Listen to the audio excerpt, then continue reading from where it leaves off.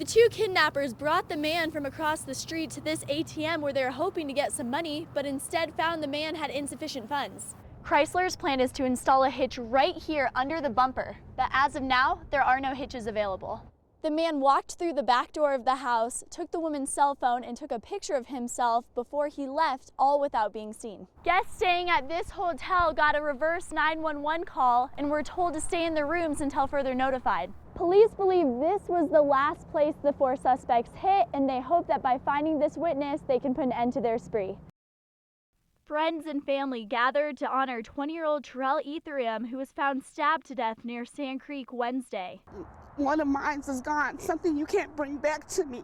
Nearly 100 people united at the ceremony near the bridge where the young man was found. This is where my baby was at. Recognizing violence is taking over the community. It's very important so that we can get all the violence in the community to stop. Investigators have searched this entire area where Terrell's body was found, looking for anything that could answer the family's question, why? My baby he ain't did nothing to nobody. He was a good kid. He'd give you anything he had, his last of it. Questions still remain unanswered, but for now, the family is sending their love to this beloved young man. In Aurora, Maggie Litt, God bless you, baby. CBS 4 News. A Boulder couple caught a ride with a friend. When they stopped off at a McDonald's in Aurora, the car was stolen, with their new puppy inside. All hope is lost, the worst feeling of my entire life. Despite efforts to find 15-week-old Indigo, the couple has heard no word for 48 hours and is desperate to find him. We'd rather have someone go in our house and steal all of our possessions than steal our new puppy. It was at this McDonald's that the car was stolen. So how did that happen? The owner left his keys in the center console. He noticed as he was walking into the McDonald's that there was a strange-looking guy eyeing him and giving him a really weird look. The stolen car pictured is an old Toyota Corolla with unmarked license plates. If you have any information about the suspect or Indigo's whereabouts, you are asked to call Aurora Police. In Aurora, Maggie Litt, CBS 4 News. Bloody and a little beaten up is nothing less than a miracle for this man who fell 17 stories down a trash chute in an attempt to escape Denver police. This was a bad guy. He wanted to get away. I mean, he seriously risked his life. Donnie Griffin is a fugitive out of Texas who escaped fraud charges back in September. He was living with his mother in the Glass House Apartments off Bassett Street in Denver when police surrounded the building. Griffin slid down a bedsheet from the 20th story to Craig Branton's balcony below and entered his apartment. It's unsettling for sure. It's still kind of surreal. You don't realize that this guy was actually in there. Griffin quickly fled the apartment and took off down the hall, where he then jumped into a trash chute. Police were waiting for him at the bottom. I'm not sure which is more dangerous, going over the edge or going into the trash chute. Nothing was taken from Branton's apartment, but Griffin could be facing a burglary charge. In Denver, Maggie Litt, CBS 4 News.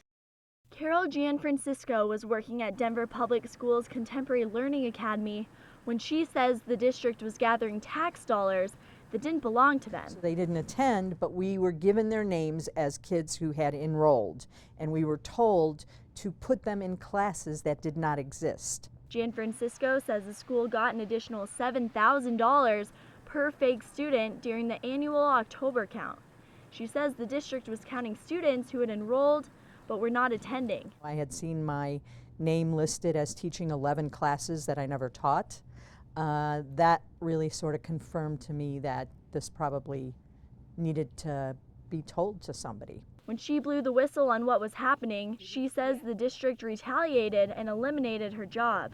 It felt horrible, surprising, because I had no idea that that would be the reaction. Gianfrancisco says it was her integrity that led her to blow the whistle, and she says it's not only her suffering, students are too. I was told that I was no longer a good fit, even though I had been at this school for 2 years and had positive performance appraisals. Soon after, the district supervisor told Gianfrancisco there was a job opening at Florence Crittenton and she should apply. She got the job, but 2 years later was again let go, something she thought was more than a coincidence. I didn't know anything about the statute of limitations, but I think it meant the district was again trying to cover up for retaliation.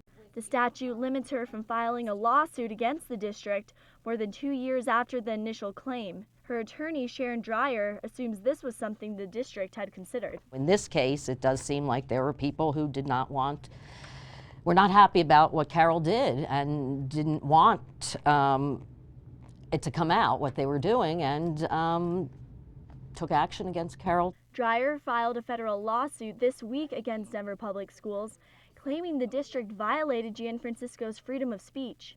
The district says it won't comment on pending litigation. In Denver, Maggie Litt, CBS 4 News. Live from Colorado's News Channel, this is CBS 4 Morning News. Rocks the size of cars are stalling traffic and damaging a popular highway. See the unusual way crews are clearing this rock slide. Good morning, I'm Maggie Litt. Department of Transportation crews are cleaning up a huge rock slide. Colorado Highway 24 is closed right now between Minturn and Leadville. CBS 4's Jeff Todd has been on scene watching crews blow away the mess. It was a rude awakening for a driver this morning who was hit by some of these rocks around 2:30. Luckily, that person was not injured.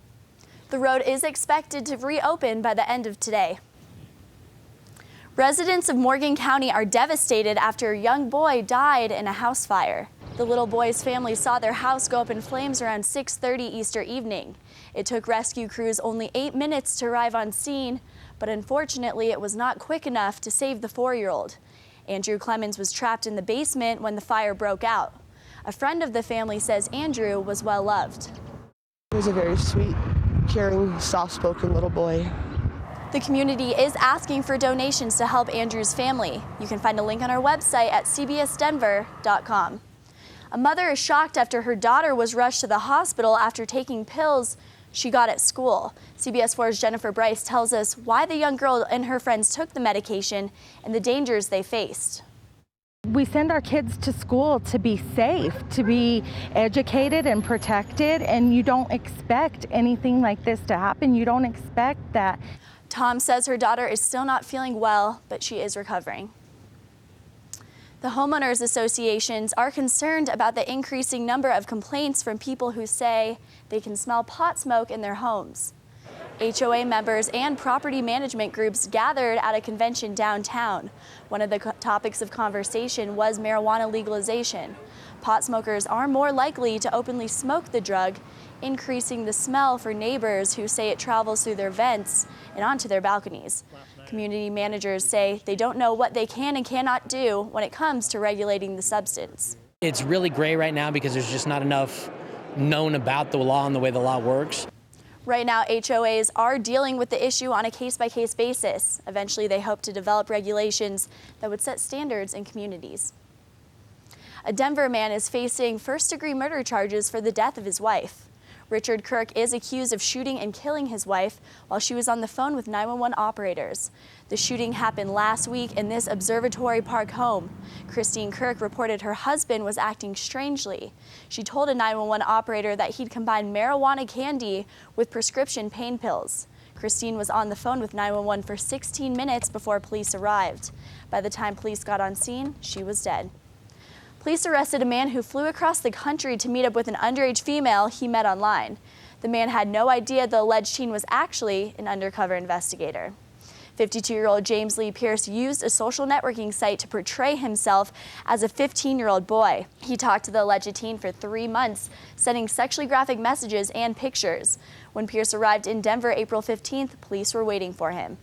He is being held on a $20,000 cash bond. Denver police are searching for a suspect they say impersonated a police officer. This is the newest case in a string of police impersonations that have happened throughout the metro area. As CBS 4's Tom Mustin tells us, police are concerned about this rash of crimes. It's very frightening. It really is. Another police impersonator has Denver police scrambling for answers. It's a concern. District Attorney George Bachler tells us that impersonating a police officer is a felony and could land you 18 months in jail. Cleanup crews have closed much of Boulder Creek to clear any remaining debris from the September floods. The closures stretch from Boulder County to the eastern city border. Law enforcement officers will be issuing citations to anyone trying to swim, kayak, or float down the river while crews are working.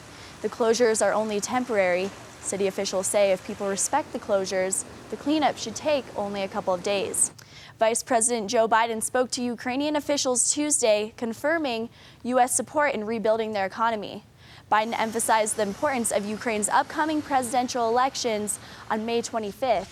He says if successful, the elections are an opportunity for Ukraine to lay the groundwork for a more prosperous and unified country. This is a genuine opportunity to get right what is always difficult to do the first time when coming out from under the oppression or control of another power. Biden went on to say that even with U.S. assistance, Ukraine must be ready to fight the spreading corruption.